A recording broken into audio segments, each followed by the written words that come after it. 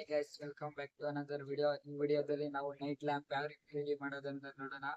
ಇದು ತುಂಬಾ simple and ಈಸಿಯಾಗಿ ಮನೆಯಲ್ಲೇ ರೆಡಿ ಮಾಡ್ಬೋದು ಸರ್ಕ್ಯೂಟ್. ದಯವಿಟ್ಟು ಕಮೆಂಟ್ ಮಾಡಿ, ಲೈಕ್ ಮಾಡಿ, share. Let's start the video. ಮೊದಲನೇದಾಗಿ BC547ಗೆ ಒಂದು ಡಯೋಡ್ ಪಾಸಿಟಿವ್ ಬಂದು ಎಮಿಟರ್ಗೆ ಅಂಡ್ ನೆಗೆಟಿವ್ಗೆ ಒಂದು ರೆಸಿಸ್ಟರ್ 10K ಸಾಲ್ಡರ್ ಮಾಡೋಣ. ಇನ್ನೊಂದು ಟರ್ಮಿನಲ್ಲು ಬೇಸ್ಗೆ LED,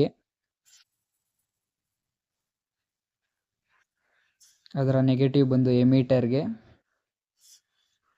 battery 3.7 volts. LED positive ಬಂದು ಬ್ಯಾಟರಿ ಪಾಸಿಟಿವ್ಗೆ.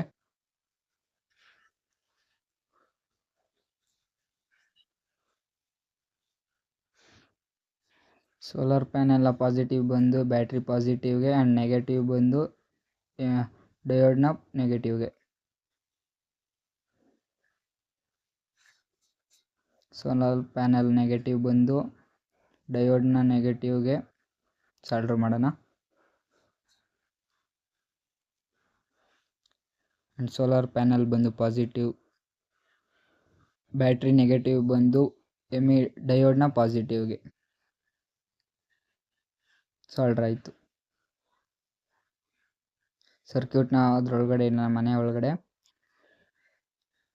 ಗ್ಲೂಗನ್ನಿಂದ ಇದನ್ನು ಅಂಟಾಕೋಣ.